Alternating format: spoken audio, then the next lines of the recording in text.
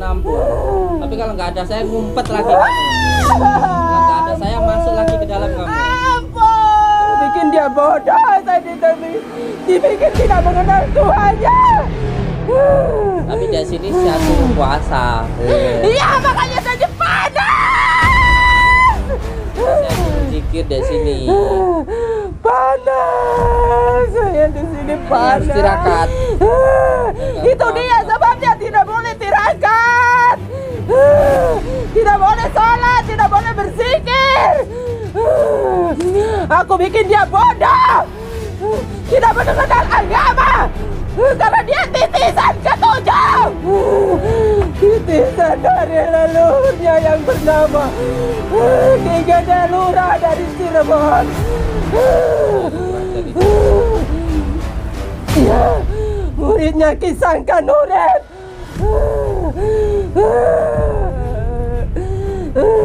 Jin dari Cirebon. Ayo, tarung sama saya.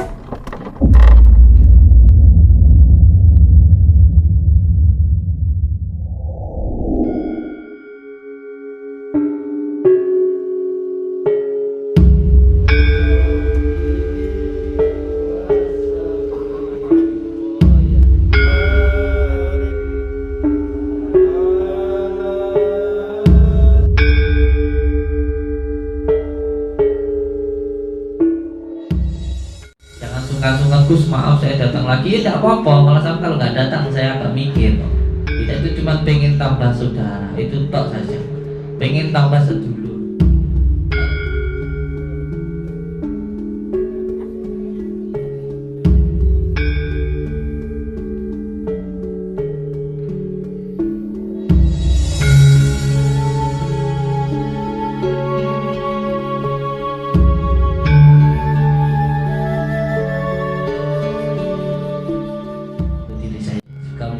Dan semoga kita semuanya tetap menjadi saudara seduluran selama setahun saking wasilullah amin ya rabbal alamin. Lawan tak siram kopi beno. Dilawan. Umi, kula nyuwun ngapura, Mi. Aja ora ngapura-ngapuruan. Kula nyuwun ngapura, Pak. Dilawan. Dilawan jangan gitu. Kula mau. Ya, Pak. Bismillahirrahmanirrahim. Dengan kalimat la ilaha illallah Muhammadur Rasulullah. Allahumma shalli ala sayyidina Muhammad wa ala. Jangan gangguin mbaknya ini. Jangan gangguin ini. Jangan gangguin ini. Jangan gangguin ini. Sepak nggih sorban malah ngomong.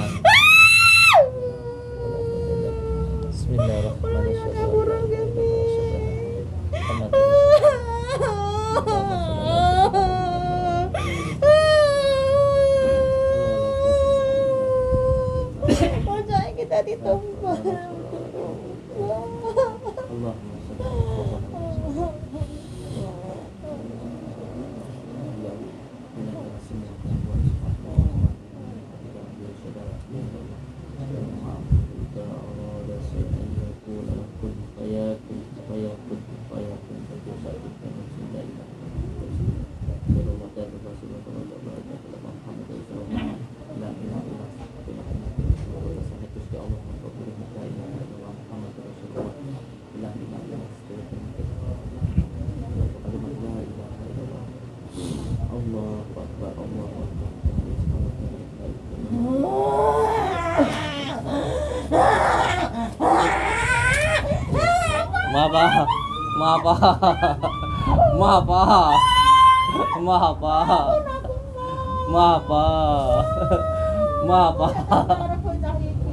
Apa alera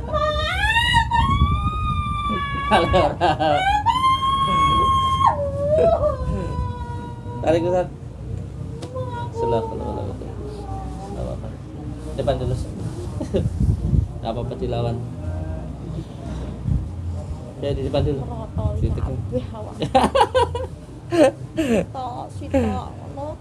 Depan dulu Ustaz. Enggak apa-apa dilawan. Jangan diikuti.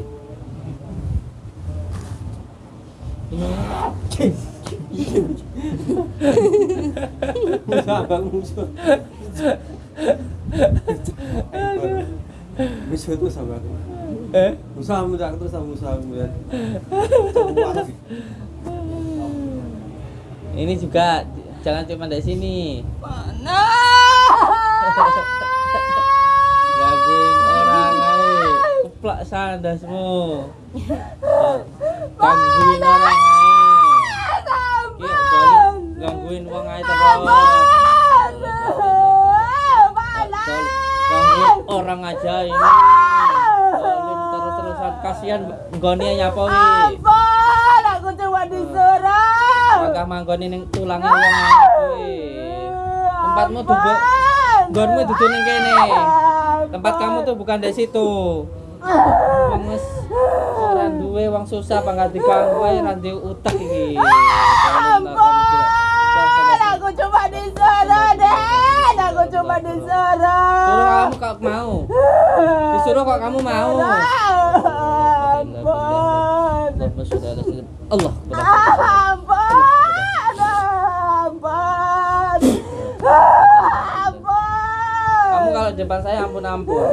Tapi kalau nggak ada saya ngumpet lagi kamu. Kalau nggak ada saya masuk lagi ke dalam kamu. Ampun.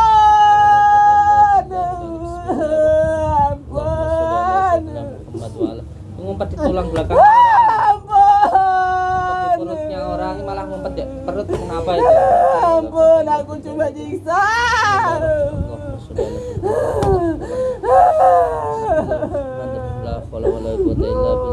Keluar kamu, pergi kamu. Nggak mau. Aku disuruh sampai mati anak ini. Mau disiksa.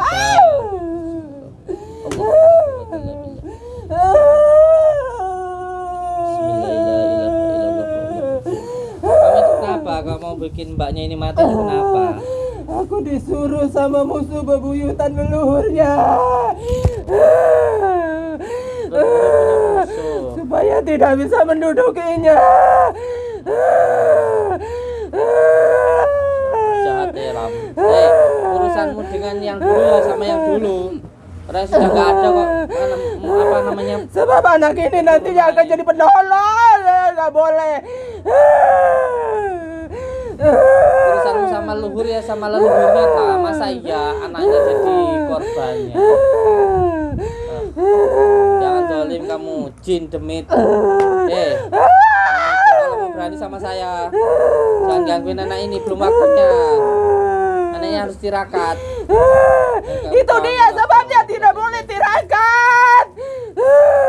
Tidak boleh sholat, tidak boleh berzikir. Aku bikin dia bodoh. Tidak mengenal agama. Karena dia titisan ketujuh. Titisannya siapa beliau ini? Titisan dari leluhurnya yang bernama Ki Gede Lurah dari Cirebon. Iya, muridnya Ki Sangka Nuret. Kamu beliau ini biar tidak bisa tirakat, kamu gangguin. Dulu leluhurnya ini musuh kamu. Ya. Ini loh repotnya ya, berantem sama bangsa jin ya. Terus akhirnya anak bawahannya yang jadi itunya. Biar anaknya juga harus dipakari, ajar ilmu juga. Saya bikin dia bodoh, saya dibikin tidak mengenal Tuhannya. Tapi dari sini saya suruh puasa. Iya, makanya saya panas. Sini saya suruh zikir dari sini. Panas, saya di sini panas. Kok ya tidak suruh pulang-pulang anak ini? Tidak boleh pulang. Sampai kapan? Sampai benar-benar jadi orang. Sampai bisa ngelawan kamu. Kamu pengen dia cepat pulang biar nantinya biar mudah kamu ganggu lagi gitu tah. Ya, saya ganggu di setiap pohon-pohon yang besar, di setiap yang rengit-rengit dia itu dia bisa tinggal di situ. Dia akan sakit. Jadi mbaknya ini harus kuat pagarannya Kak. Pagarannya harus diajar. Kayaknya pagar yang paling kuat itu sholawat. Nanti di itu puasanya harus diamalkan. Dia tidak akan kuat, saya akan ganggu. Selamanya akan saya ganggu. Dan selamanya akan saya bantu. Ayo kamu sama saya kuat yang mana? Ayo. Kalau kamu menang benar-benar jin yang kuat, kamu jin yang sakti, lawan saya. Jangan berani sama mbaknya ini. Ayo. Kalau kamu jin yang kuat itu, jangan gangguin orang yang belum jadi. Lawan saya. Jin dari Cirebon, ayo tarung sama saya. Jangan berani gangguin mbaknya ini kamu. Kamu bikin sakit, kamu gangguin semua usahanya. Iya, sampai badannya dia bikin kurus. Setiap siang makan saya yang akan menghisapnya. Terus kalau perempuan kurus yang dipegang apanya nanti? Jahat ini ya. Jahat.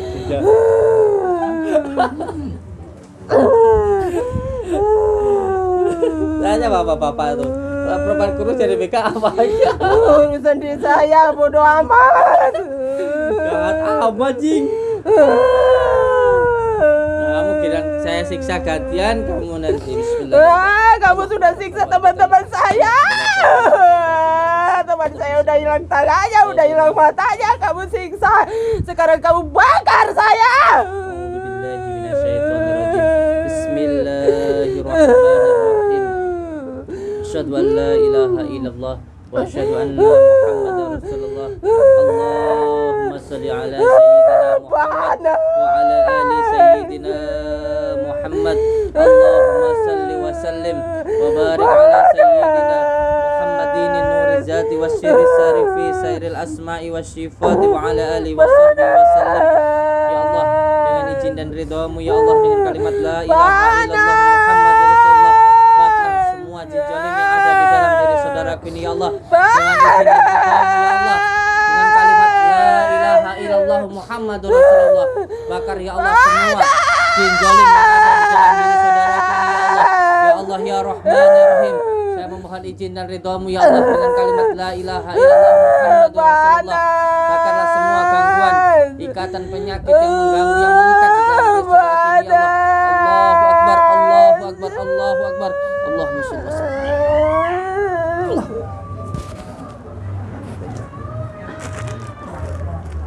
Allahumma shalli wa sallim. Muhammadin nurujat fi sabil asma wa sifati wa alihi wa sahbihi wa sallam.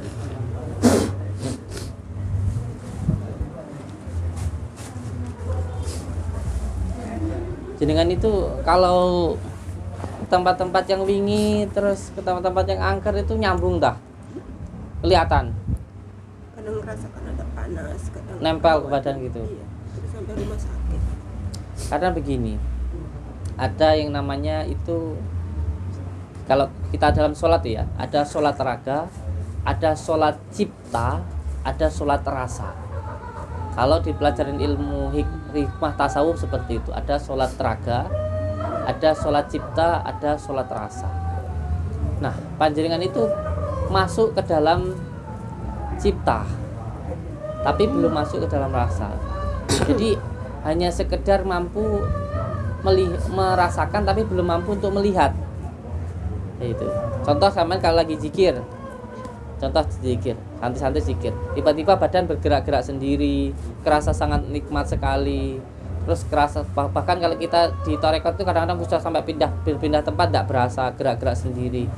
Itu tahapan awal. Jadi hanya mampu merasakan tapi belum mampu untuk melihat. Karena masih dalam tahapan menyambung gitu. Seperti ketika kita mendengarkan suara musik semuanya gitu. Kita suka kan, badan kita bergerak-gerak sendiri. Nah, ketika kita sering membaca asma-asma Allah, terus kita nanti suka, akhirnya kan badan kita ikut bergerak-gerak sendiri. Karena rasanya sangat nikmat sekali gitu. Nah, itu nggak perlu ditakuti. Tapi yang paling penting ialah terus berjalan mendekat diri kepada Allah. Dirasakan, nanti dari rasa terus naik ke cipta, terus naik ke hening, terus naik ke jumeneng. Terus makanya terus dikuatkan gitu, kayak seperti panjenengan ini dulu sebenarnya leluhurnya orang yang bisa, dan insya Allah nanti insya Allah doa dari beliau-beliau ini jenengan juga nanti menjadi orang yang bisa gitu. Tapi walaupun dari keturunan leluhur perlu untuk dibimbing. Yang penting zikirnya, puasanya diniatkan untuk mencari ridha Allah. Karena setiap orang yang akan menjadi orang pasti diuji. Teman kalau tahu saya dari kecil itu saya penuh dengan ujian. Karena ujian itu sebenarnya membuat diri kita semakin kuat, bukan semakin lemah. Itu pasti seseorang yang akan dijadikan orang atau bahkan akan menjadi orang itu harus melalui dengan ujian yang luar biasa. Bayangkan baginda Rasulullah 15 tahun di Gua Hira, Sunan Kalijogo 2 tahun di pinggir sungai, Sunan Geseng 3 tahun. Semuanya harus dilalui dengan kesusahan, dilalui dengan perjuangan, dilalui dengan perjalanan. Nggak bisa santai-santai, itu nggak akan bisa, nggak akan sampai. Keistiqomahan itu ialah terus. Istiqomah itu terus menerus, tidak berhenti. Tidak kok wirid satu malam dapat 1000, besok nggak wirid, besoknya nggak akan begitu. Orang berzikir itu memberikan makanan batin, dan memberikan makanan itu harus istiqomah. Kita makan itu sehari cuma 3 kali tau, paling 4 kali, paling 5 kali. Nggak perlu banyak toh, nggak perlu 10, 20, 100 toh. Tapi yang penting istiqomah, karena Allah tuh lebih menyukai yang sedikit tapi istiqomah daripada banyak tapi pelin-pelan. Kayak kita makan dulu sedikit, 1 piring tapi terus, ya kan? Sehari 3 kali, lama-lama apa? Badannya hidup. Batin juga perlu begitu, perlu makanan batin. Zikir sehari mampunya semalam 300, ya 300 terus. Jangan mencela-mencele gitu loh. Harus istiqomah itu terus menerus, terus dilakukan. Ya memang harus dipaksa. Kalau ada orang tanya gimana supaya saya istiqomah, ya ilmunya memang satu, dipaksa. Nanti lama-lama jadi biasa, terus akhirnya jadi suka. Kalau nggak dipaksa nggak akan bisa. Karena kita hidup ini memang seperti ditarik 4 kuda. Kuda itu 4 nafsu. Jadi kita yang harus mengendalikan 4 nafsu tadi. Kita yang harus mengendalikan 4 kuda tadi. Kuda itu lawamah, supiyah, amarah, mutmainah. Ketika 4, kita itu orang hidup kayak naik kusir, naik badan ini, raga ini, naik kusir ditarik 4 kuda. Nah kudanya itu yaitu lawamah, supiyah, amarah. Kita yang harus mengendalikan, jangan sampai kita dikendalikan. Jangan sampai kita dikendalikan oleh 4 kuda tadi. Kudanya yaitu tadi lawamah, supiyah, amarah, dan mutmainah tadi. Itu harus dikendalikan. Caranya mengendalikan ya pertama harus dipaksa, pecut dulu, jebles, sabet dulu kudanya gitu, biar nurut gitu. Kalau kita biasa mengendalikan, maka kita akan mampu mengendalikan. Tapi kalau kita biasa dikendalikan, ya sampai mati kita dikendalikan oleh nafsu itu tadi.